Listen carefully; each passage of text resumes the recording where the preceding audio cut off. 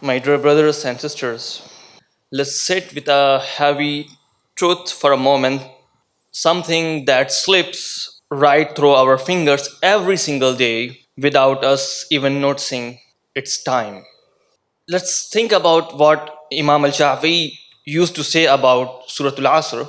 He pointed out that if Allah had sent down nothing else to humanity, if we only had these three short verses of the Quran, it would have been more than enough to guide us. Just three brief verses of Surah Al-Asr. And look at how early companions of Rasulullah sallallahu alaihi wasallam lived with this surah. When two of them met up, they wouldn't even part ways until one of them had recited with the other companion. They use it as a constant check-in with themselves. Why? Because it strips away all our excuses and tells that the plain raw truth about what happens to us as human beings. Look at how it opens. Allah takes an oath, and whenever the creator of the universe swears an oath by something, he is grabbing ourselves and telling us to pay attention. Allah swears by Asr, by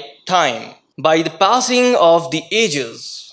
The Prophet Muhammad sallallahu alaihi wasallam reminded us in a famous saying. He says, "La tasubbu ad-dahr fa inna Allah huwa ad-dahr." Do not curse time. Why? Because Allah says, "I am time." Meaning, Allah is the one who created and controls time, and everything that unfolds within it happens by His decree. Now think about the Arabic word itself, Al-Asr. The root of this word carries a physical feeling. It means to squeeze or press something, like when you crush grapes to get every last drop of juice out. Life in this word is exactly like that. It squeezes us with responsibilities, with worries, with hardships, and with the relentless ticking of the clock. Even when you just say the word Asr, your throat has constrict. Time puts pressure on us. We are all trapped inside time and space. We cannot step outside of it. And because we are stuck inside, time is doing one of two things to us right now. It is either crushing your spirit, or it is refining you and expanding your heart. There is no middle ground between them. You are either in a state of tightness, which calls for patience, or a state of ease, which calls for gratitude. To really feel what this surah is saying, look at the surah right before this surah, which is Surah Al-Takathur. This surah talks about our obsession with piling up worldly things and getting distracted by these worldly things, whether it could be your family, your job, your studies, or other things. In Arabic, distraction isn't just a minor thing. It's the stuff that grabs your attention and pulls you away from what you should actually be worried about. The Quran makes sharp distinction between things we mix up.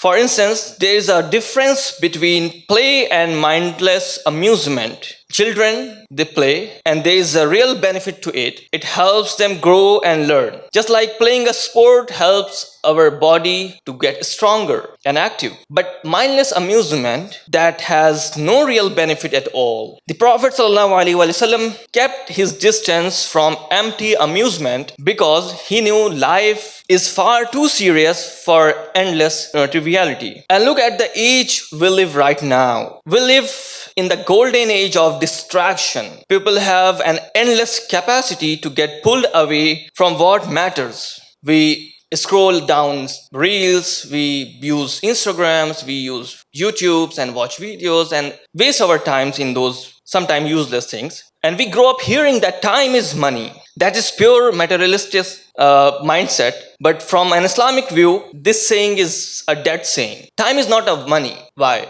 Because if you lose money, you will earn it back. You can work hard and you can get the money back. But if you lose a single minute of your life, it is gone. It is gone forever. No amount of cash, no technology, no person on earth can buy a single second of your time back to you. Your life is measured out in a breath. Every single one of us has a set of number of breaths, like grain of sand in a hidden hourglass. When your time is up, it cannot be delayed by even a second, and it cannot be rushed forward in a second. On the day of judgment, the Prophet ﷺ told us a person won't even be able to take a step until they are asked about four things. First, about their life as whole. How did they spend it? Second, their youth. How did they use the window of strength and energy? Third, the wealth. Where did they get it and where did they spend it? And the fourth, their knowledge.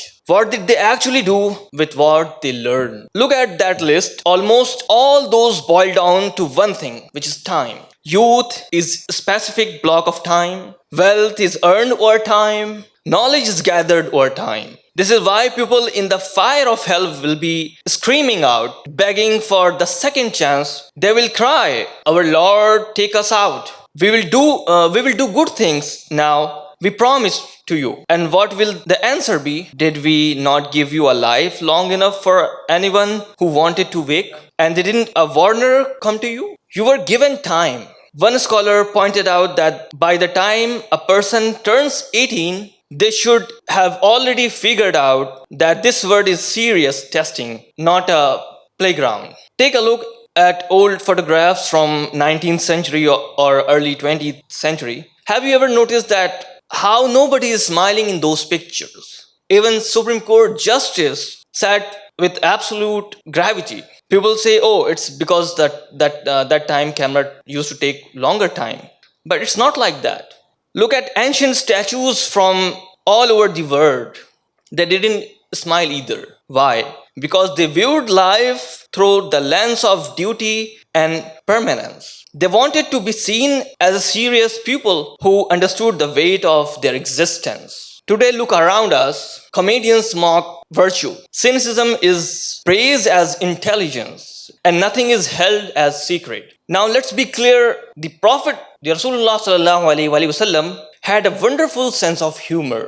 He smiled, he laughed, he made people feel loved. But his humor was like salt in the meal, and he made people get a flavor of it, not the whole plate of salt. So today we have made a salt our entire diet. We are amusing ourselves right past to the grave. After laying out this heavy truth that humanity is generally in a state of absolute loss, Allah gives us the lifeboat. He makes an extension. He says, "وَالْعَصْرِ إِنَّ الْإِنسَانَ لَفِي خُسْرٍ إِلَّا الَّذِينَ آمَنُوا وَعَمِلُوا الصَّالِحَاتِ وَتَوَاصَوْا بِالْحَقِّ وَتَوَاصَوْا بِالصَّبْرِ." Except for those who have real faith in me, who do good deeds, who urge one another to hold on to the truth, and who urge one another to be patient. Subhanallah. Who are these people? They are the ones who refuse to let their time blow away in the wind. They invest their hours, their days, and their youth into something that actually lasts. First, they ground their hearts in real faith, knowing who they are and who their creator is. Second, they turn their faith into action, doing good that helps others.